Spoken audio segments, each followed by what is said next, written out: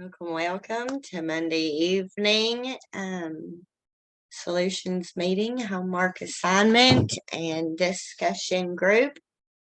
I'm so glad you're here and you chose to be here. You could be anywhere you wanted to be, but you chose to be here, and that makes a difference. And you are the difference, right? You are the difference that you make in your own life, and yeah, so welcome. Thank you. So I have this cool little reading that I want to do real quick, and it's kind of neat because it goes along with today's homework for week 7. So I'm going to see if I can see it without my glasses and read it to you here. So it's arrange your priorities. Here's an exercise that will absolutely amaze you. At the end of a day, any old day will do, sit down and write on it with a blank sheet of paper and write down everything you did that day. Everything, every detail. If you're fairly thorough and honest, you're going to end up with a list of more than possibly 100 items. Now go back and rank your activities according to the following scale. Number 1, essential. Number 2, important but not essential. Number 3, helpful but not necessary. And number 4, trivial. When you're done, look at your list. You will see 2 remarkable things. First, you'll notice how many details there are in one day. How did you do all of that? Second, you'll notice how much time you spent on unnecessary and trivial things, and how little time you spend on essential and important details. Assuming you were honest, now you have a measure of your priorities, and they may not be what you expected. You thought the essential and important things were the top priorities of your life, but it's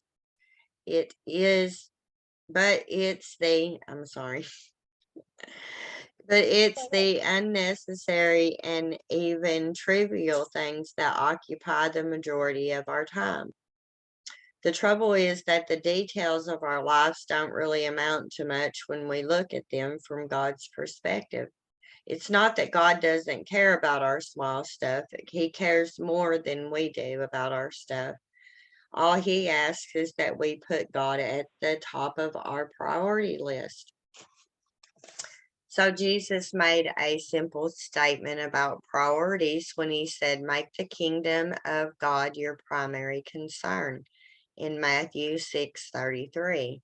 What did he mean by this? Instead of being preoccupied with the details of your life, focus on God first. Trust him to arrange your priorities. Trust him to handle the small stuff.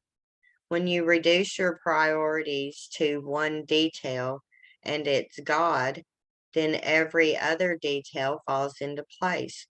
Not right away, and if this is new to you, it's going to take some time.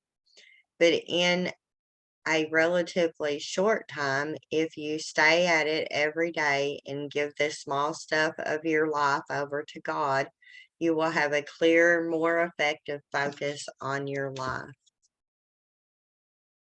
So, like even just making the list each at the end of each day of everything that you did and what was essential for your survival, what was essential for your healing, what was purposely planned for God, and what just kind of fell into the midst of all of it.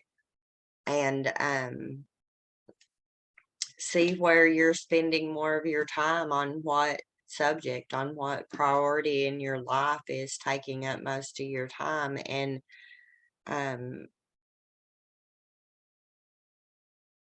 I think that'll be a good tool to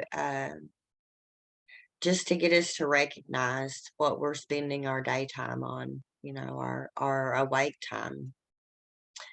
And it kind of goes along with week 7's homework. So week 7 is turn the impossible into I'm possible. List a few things you'd like to shift in your life.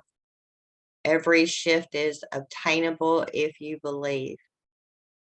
So let's practice setting an attainable goal or shift.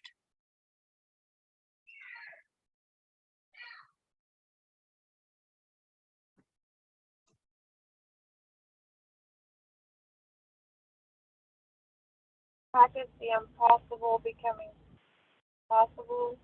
Yes, becoming I'm possible.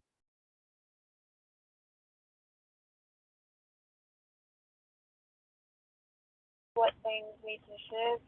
Yeah, what things would you like to shift in your life?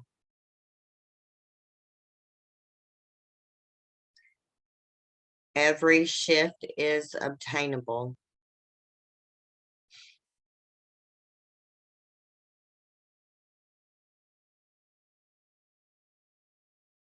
if you believe.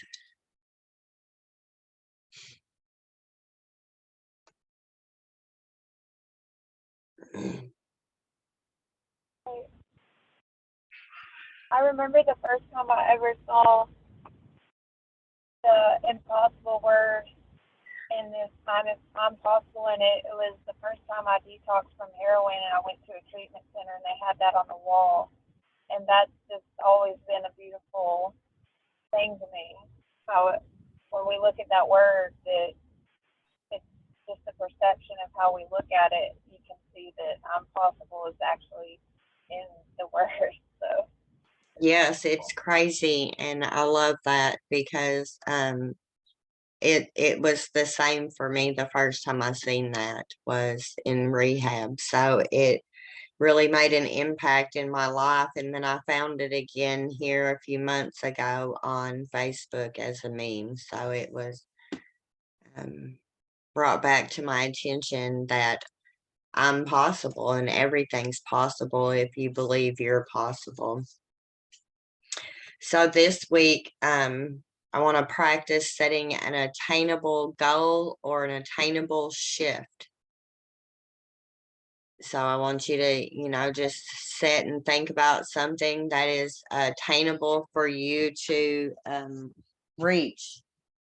We don't want to set ourselves up for failure by setting a goal that's not achievable or not obtainable, or a shift that's not obtainable. Um,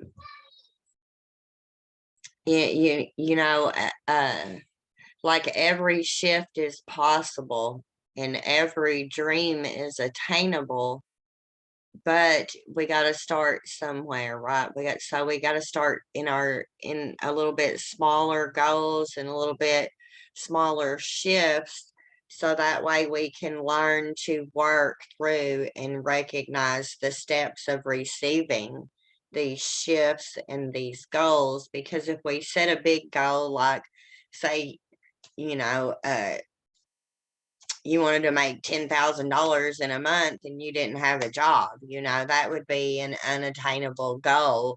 Not that you couldn't go get a job and make $10,000 in a month, but most likely that's not going to happen at your typical job. So if you're setting that unattainable goal, you're setting yourself up for failure. And we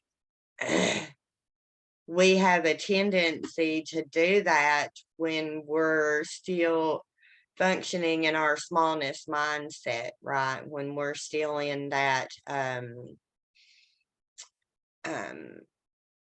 belief system about ourselves that we're not enough. So we will set these unattainable goals to self-sabotage ourselves, to then use it to make it mean something about ourselves, and that meaning most of the time is I knew I wasn't good enough to do that. So we want to look at and set small achievable goals so we can move our way up to the big major goals that we want to begin working on in our life. a great topic. But there's things that'll come up for me that I'm having strong beliefs that whatever is coming up is possible, yet I'm not seeing clearly or haven't seen clearly the in between. Mhm. So to have the goal in between, I mean, one thing that's coming up for me is I'm interacting and connecting more with people here physically, and I have the desire to use my voice and like share some truth. But then, like you mentioned about the small, I'm almost like fearful to be great, and I also have a challenge distinguishing like when ego's coming into play, um, or it's from my heart. And like if I were to say a truth at a dinner table, when everyone else is kind of mingling amongst themselves, um, and a shift in the dynamics of the conversation, I'll think about it, but then I don't do it. Um, and I don't maybe small goals would be one on one with somebody, Mhm. being open to sharing those truths. Yeah, that's a beautiful small goal to set and do. Just do a one-on-one conversation with somebody and share those truths, and then you can move up to two people or three people, um, and just get comfortable within yourself sharing those truths with others one-on-one, and that could be a perfect beginning goal, you know. To set for yourself, to share one truth this week, by the end of the week, to share one truth with somebody.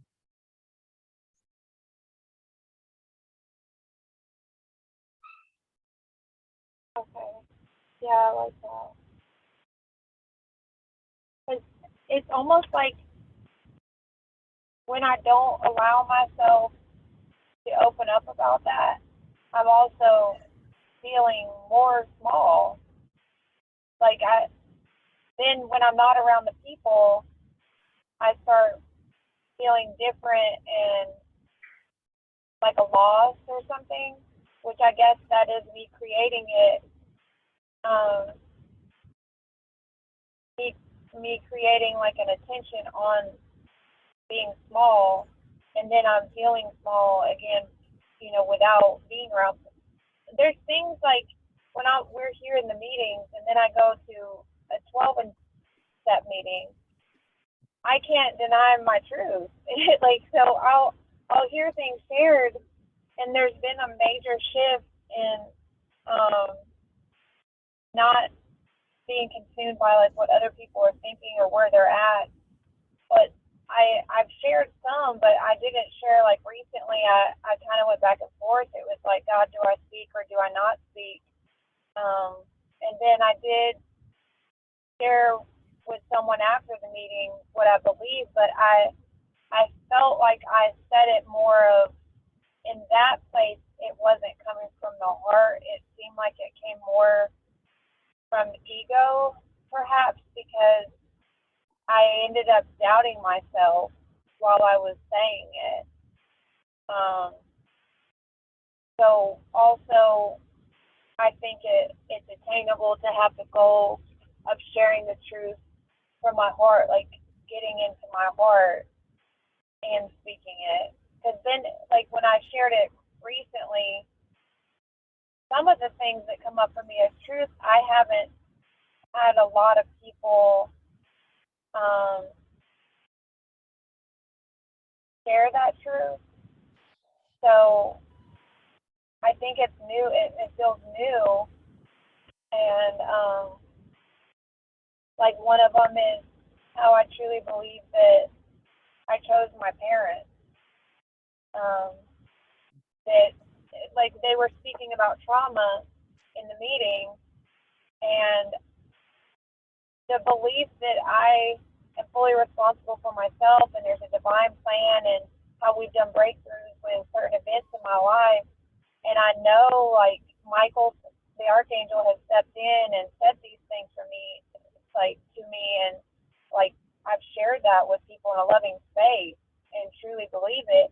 It's greatly assisted me in the awareness of what has happened for a reason and for a greater um, a greater maturation and consciousness for mankind, and that all of our journeys can play a part in that uplifting and the awakening. When I thought to share it at the meeting, I don't know if fear came up or ego, was because I'm also wanting to feel connection with people, and so it just, I felt really, afterwards, it was almost like I was gonna freak out, like my emotion, like I didn't feel like I was gonna cry like through here, but I felt like there was some trapped emotion. So perhaps I was getting closer to like feeling it in my heart, but it wasn't like aligned or something. So having a goal to just say a prayer before I speak the truth and to feel into my heart in the presence of the person too. That would be like, so just doing that with one person, Mm-hmm. I think Yeah, that's available. that's a beautiful, beautiful recognition. Yeah. So, in the second part of this exercise this week is everyone has a dream. What is yours? Write a paragraph describing your dream.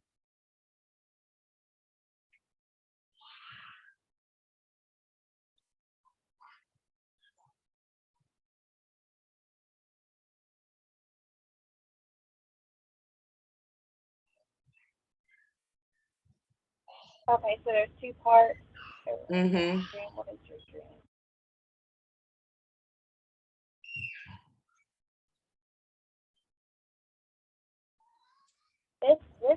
This could be a writing prompt for some flow of words that have been wanting to come out. Brenda, thank you so much. Like, I really want to follow through with this. Um, I mean, there's been so much. I mean, Martin Luther King having a dream and just like seeing seeing these rainbows with a circle around the sun. I looked up the meaning of those, and it talks about like prophetically it meaning uh, a uniting of like peace and harmony like on the earth. And I've seen four of those. Um, yeah, this is a great prompt that I would love to tune into what comes up and write that down.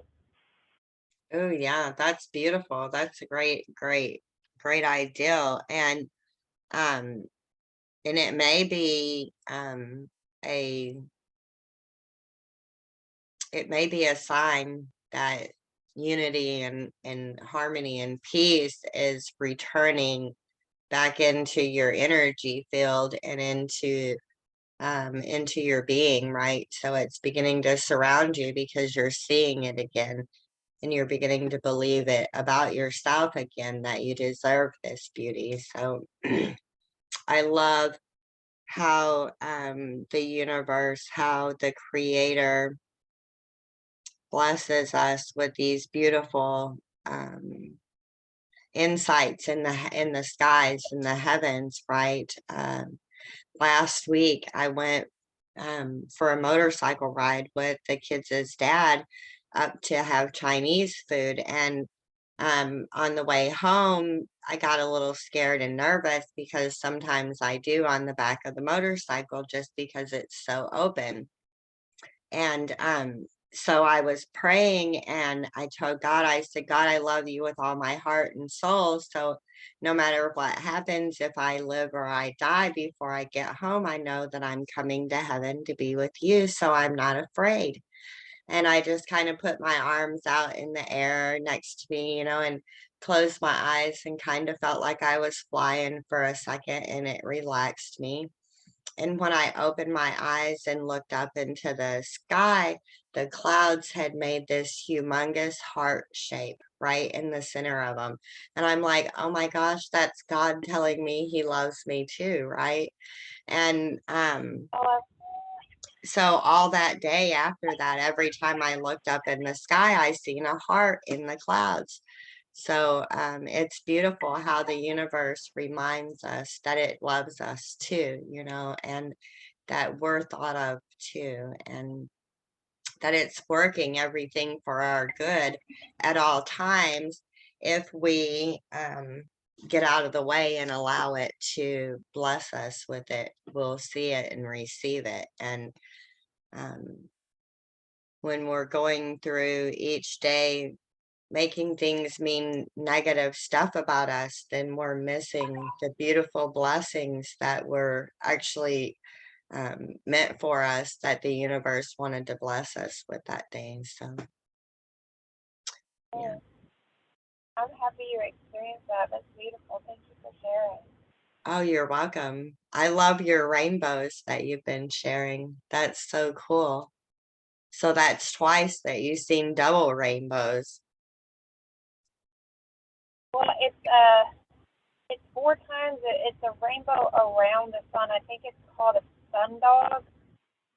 Um, and it just I mean, it's a complete circle. It's a complete circle around the sun, and it's breathtaking. And I've prayed for guidance in, like, what it means, because I remember specifically where I was, what event was happening when I saw them.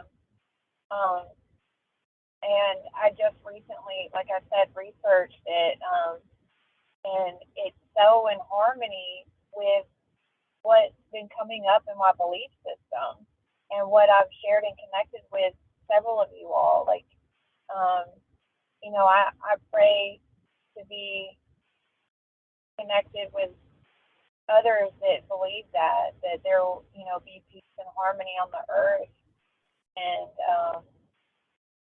I think it's kind of a reminder that that's something that I can believe in, and it's even my faith, you know. Most definitely, yes, yes.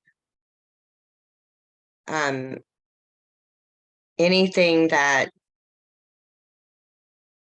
anytime, I shouldn't say anything, but anytime that we need assistance with our faith, I found the best way to ask for it is to just speak to the creator and tell him, I believe with everything in me, but help my unbelief, or now help my unbelief. So I believe with everything that I have possible within me, but help what I don't have, what belief I don't have within me. And within releasing that unbelief to God and the belief that I have, the faith that I have, I found that it will actually show up for me. God will give me that opportunity to um, see his work in action, so my faith and my belief can be increased even more. And sometimes I have Yeah, to really look for it, but once you ask, you can always expect to receive it, even if it's months down the road and you may not be expecting it still, right? But you're still going to receive it, just because sometimes it's just not on our time, it's on God's time. yeah, I love that. I'll do that. I'm doing it now. Yeah, thank you. You're welcome. Yeah, that's a good tool. And it's weird because I guess it's not weird, but I mean, knowing my situation with my mother, my mom's the one that taught me that little prayer. And not that she couldn't teach me something like that, but it sometimes seems weird to me that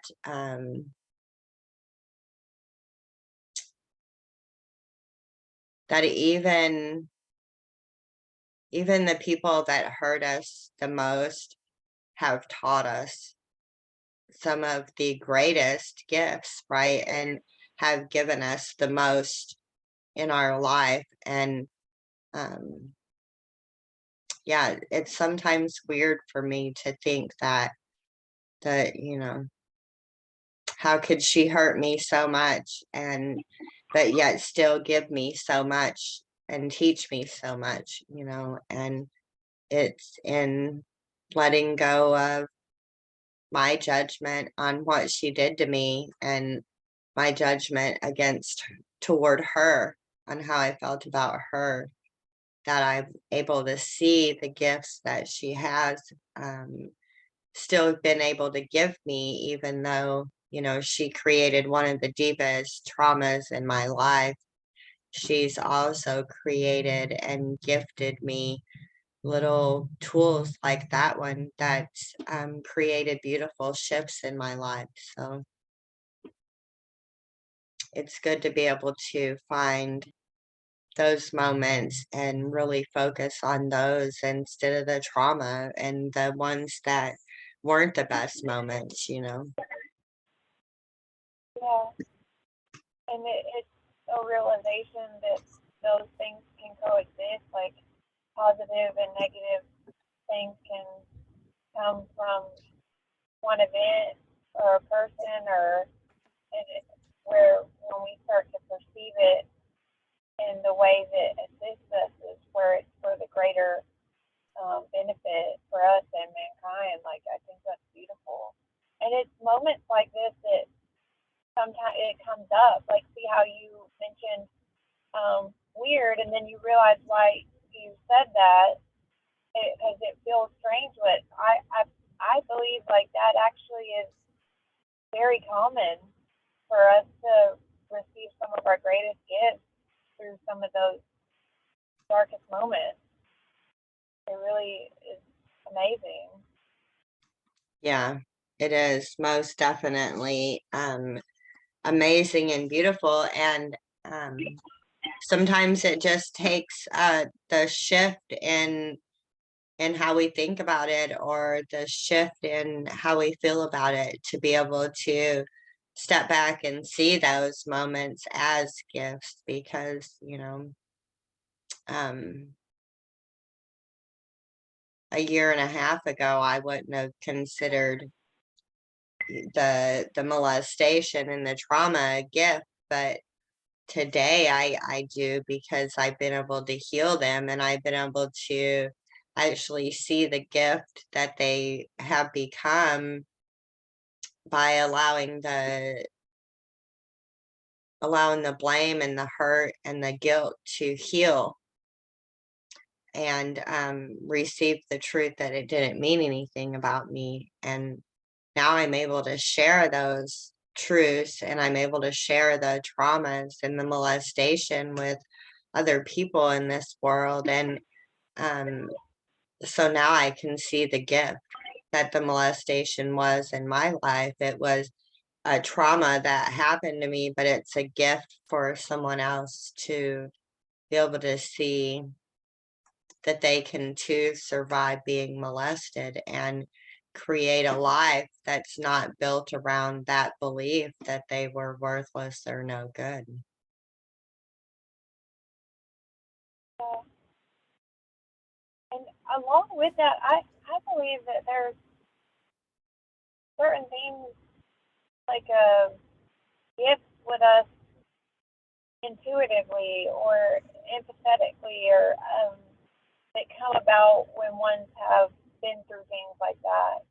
That there might be something you and I are more attuned to with nurturing or um, just an awareness. Like specific ones aren't coming up for me now.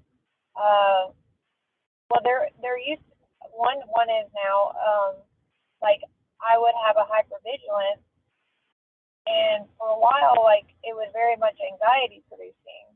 But then at some point, it turned around where it was almost like a superpower because I was in a treatment center and I I was aware if a man was like looking at us from like 50 feet away, like I would be just talking and it just like I would no, you know, it was like I was aware of my surroundings for safety, and it started to be less anxiety producing, more of like kind of nurturing like my sisters and like looking out for one.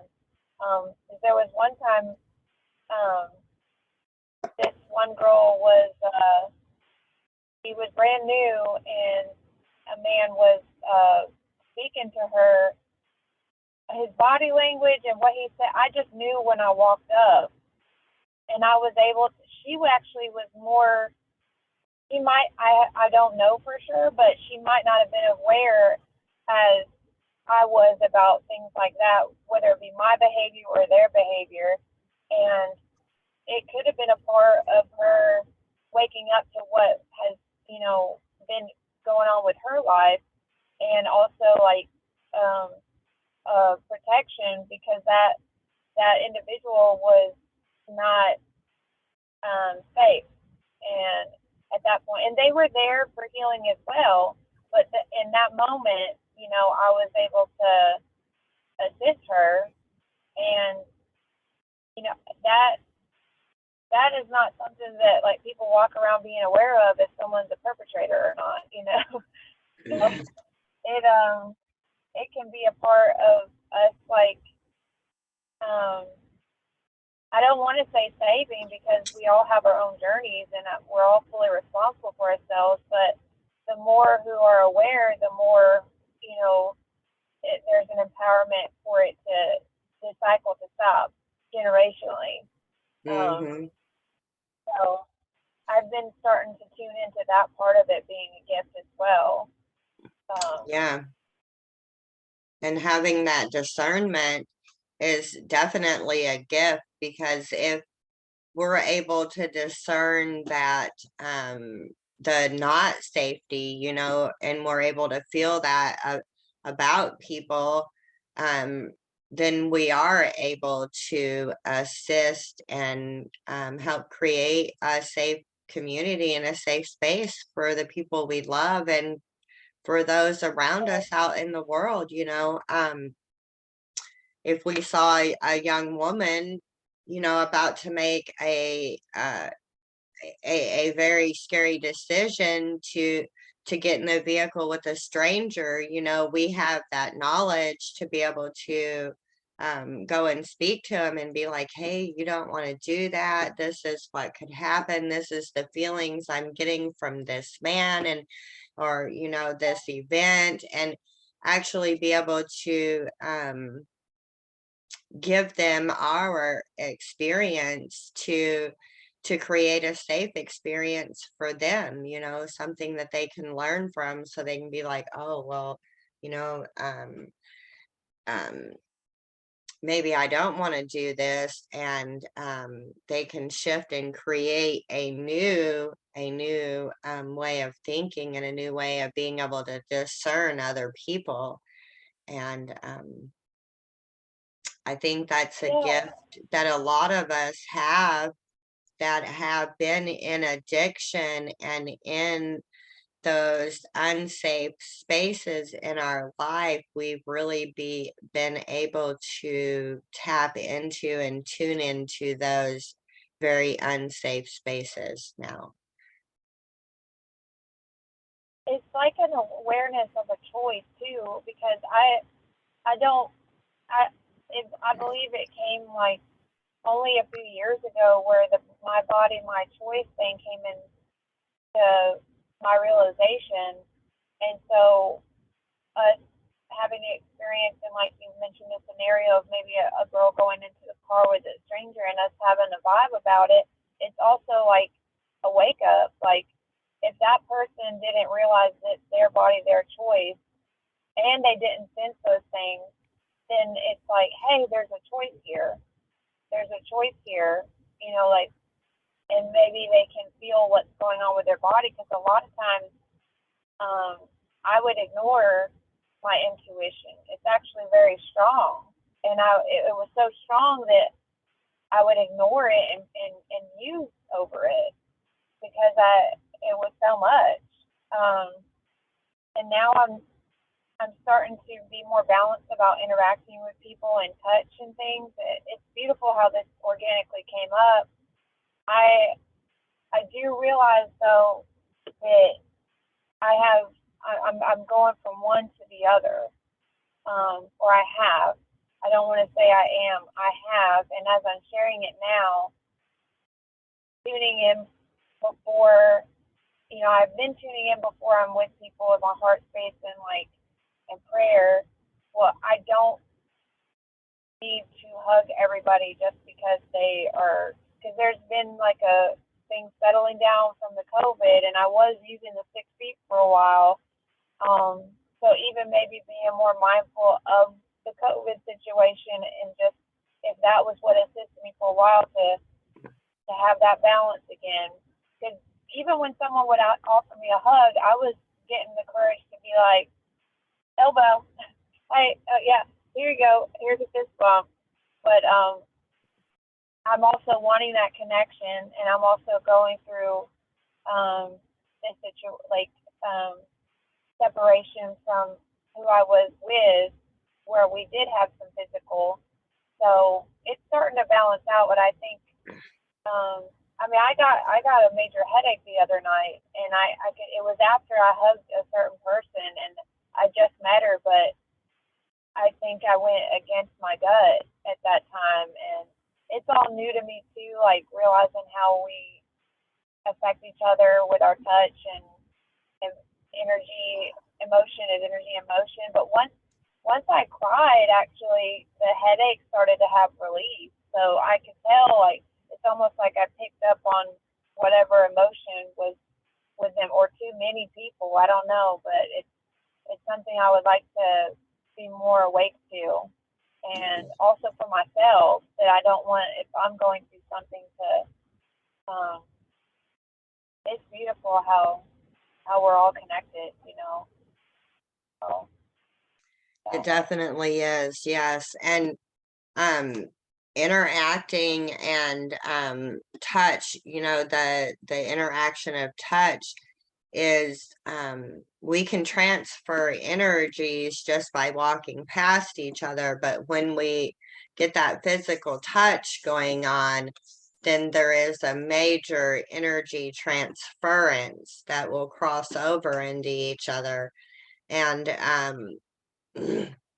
when you're fine-tuned to your heart and to your emotions, that crossover can be even greater, because then you're able to also tune into their emotions, so their emotions will like almost pull you.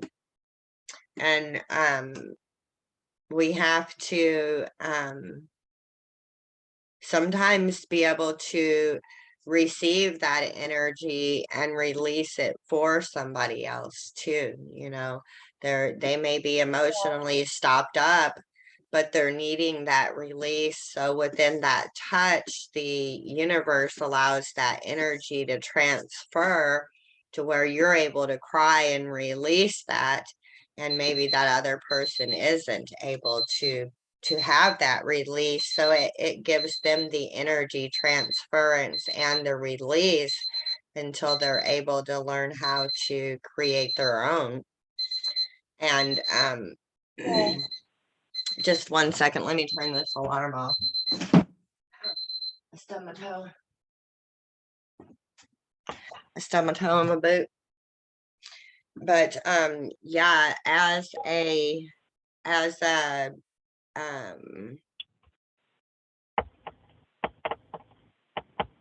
don't want to say an empath, but as a spirit connected creation of God, that the more we connect with the creator, the more we're able to connect with other energies around us. So, and then some of us have that special gift of being an empath, or being a prophet, or a great teacher that that has the ability to connect with people's energy like that, and be able to read people and see things. So and as we clean, as we heal ourselves from the inside out, we're releasing all that shit that's kept us congested, that's kept our gifts congested up inside of us. So it's natural that they begin to open as we begin to open to the beauty and the truth and the love that we are. Um, yeah. That was perfect to hear. But and I think another attainable goal would be, instead of me being more like, I felt like I was overreaching, and I might have offered hugs more from like, instead of a creator, like consumer type thing, where it was, and so a lot, like there was no boundaries. Like, even though I'm developing boundaries and have firmer boundaries now, but once I did it, instead of maybe like, I can choose somebody that my heart is drawn to and actually fully give them a hug, like actually Mhm. really let my heart open to receive and give, and not go to just like several and do it, because then it's like there's so much and I'm still healing. So um, I think it would be more authentic and balanced to do that. So a goal, when I do connect with whoever, they could be the opportunity to give that hug to. And if that's not the case, like limiting how much I do, and like be more open hearted with one that I, choose to do that with. Mhm. So thank you for assisting me realize that. Yeah, yeah, because it's really, I mean, it's beautiful to share our energy and to share our love and connection with people. But we also have to remember that um, energy and motion, emotion is energy in motion. So if somebody is in that negative energy space and we go willingly into it to give them a hug, we can pull that negative. We can pull negative back onto ourselves that we don't necessarily have to if we would have recognized the energy space that we were walking into. And sometimes we need to interrupt that negative energy with love. And sometimes that negative energy can interrupt our love. So we have to be very careful when we're entering those negative energy spaces to remember to protect our energy, to protect our bodies and our beings from anything trying to attach itself while we're giving. So a good way to do that is before you go into a big group, into a Walmart or into a big meeting, um, always just say a little prayer. Um, Lord, surround me with protection and with love and with light, that nothing from the darkness or any negative energy from another can enter into my aura field, but allow love to protrude from me so that others can feel it and receive it. And that will also help block any negative. So you can hug and give more love. Okay, thank you. That prayers have come up, and that's a great addition to it. That's an upgrade to what I'll say. Heck yes. Well, great, great.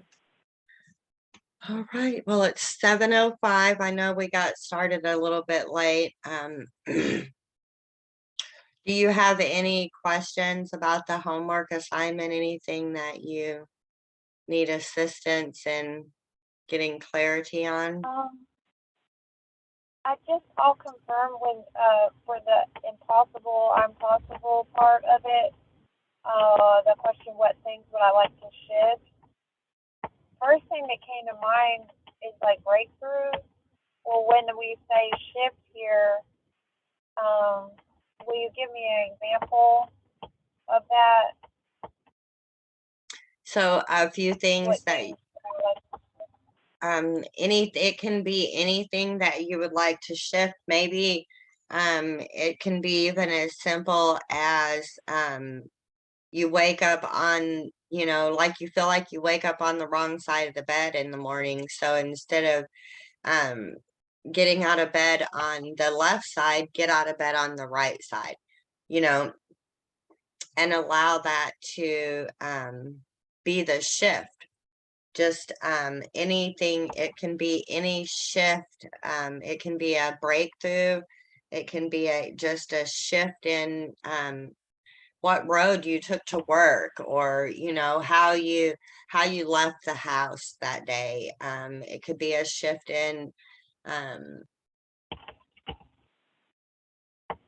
like if normally you would get up and immediately go have your coffee or a cigarette Yeah. or something like that. You could instead immediately before you jumped out of bed, or as soon as you jumped out of bed, do your real quick dedication or meditation, and then go get your coffee and your cigarette or whatever you do, your morning thing. I'm coffee and cigarette, so that's why I said coffee and cigarette, right? So a big shift for me could be to set that few moments to just dedicate my day to God, instead of just immediately jumping out of bed and being like, oh God, I gotta go I need coffee to wake up. I can't function. And instead of creating that beginning to the morning, I could shift that into, oh God, I dedicate this day to you and my life and my purpose, and whatever this day brings, I know it's going to be of you and for you and by you. And thank you for allowing me to be present and be loved. And then go make my coffee instead of grumbling. So it could just be a simple shift like that.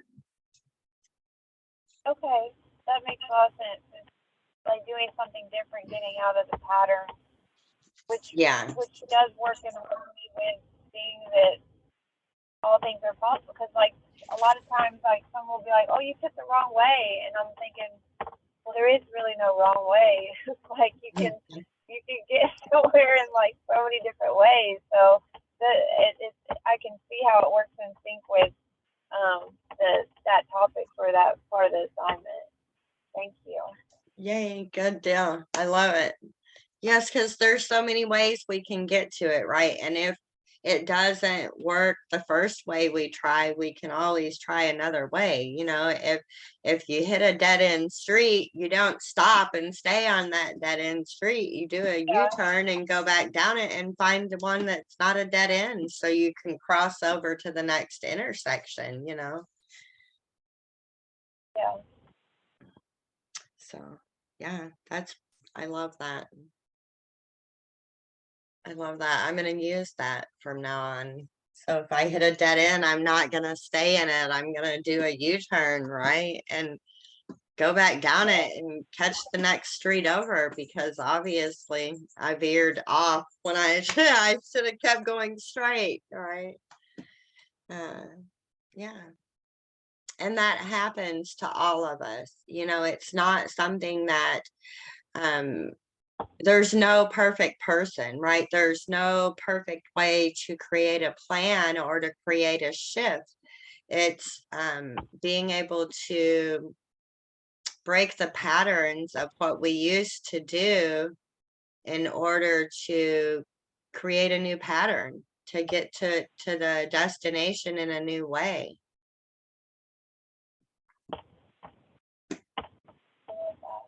Well, I did think of this though. If you need to go, I understand. Just touching bases of victim, villain, and hero.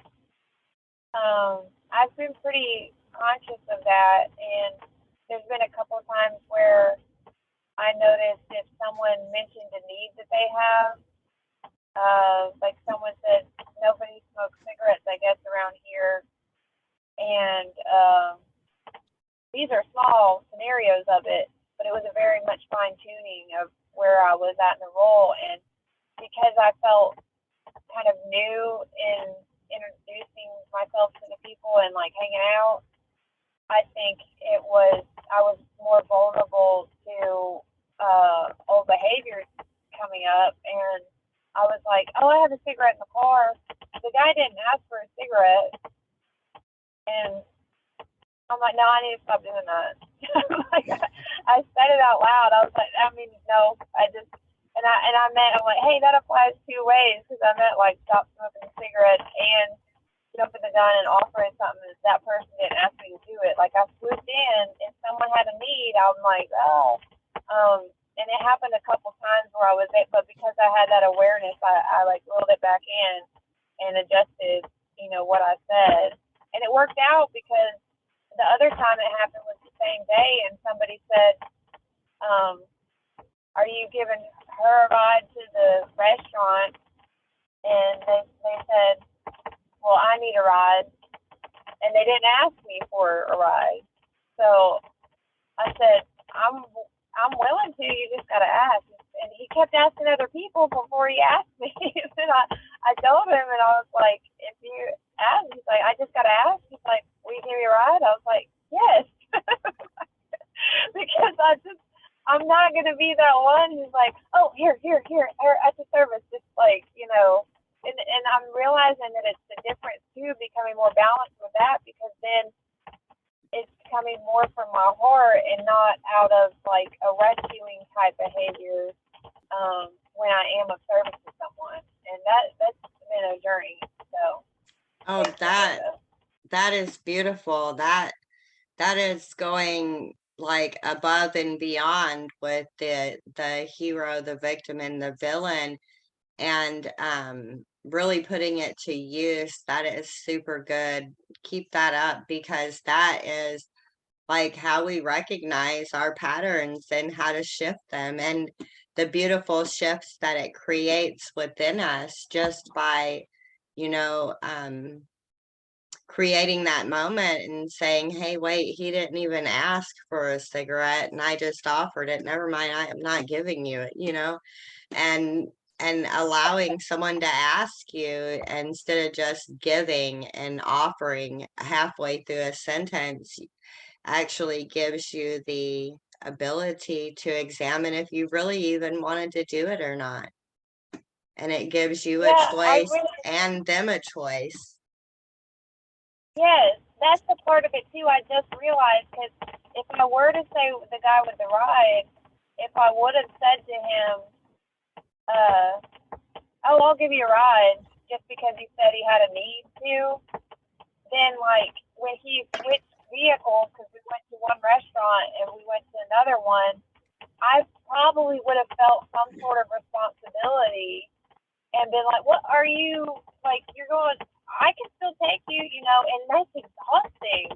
So when it was his choice identified, it was so much more freeing to just be like, okay, he asked for a ride, now he's in the car. Not because, like, I'm like, oh my God, do you need a ride? Like, it's freeing. It really is. And I will continue to tune into that. I think it's great. I love that. I love it. All right, my lady, I will let you get off here for the evening, and I'll have this up for replay here in a few hours, or by morning again in the solutions text thread, so you can go back and rewatch or whatever if you need to. So. Okay. Much love, everyone who's watching. Love you, Brenda. Thank you. I love you too. If you need me, reach out. All right. All right. Have a good evening. Bye-bye.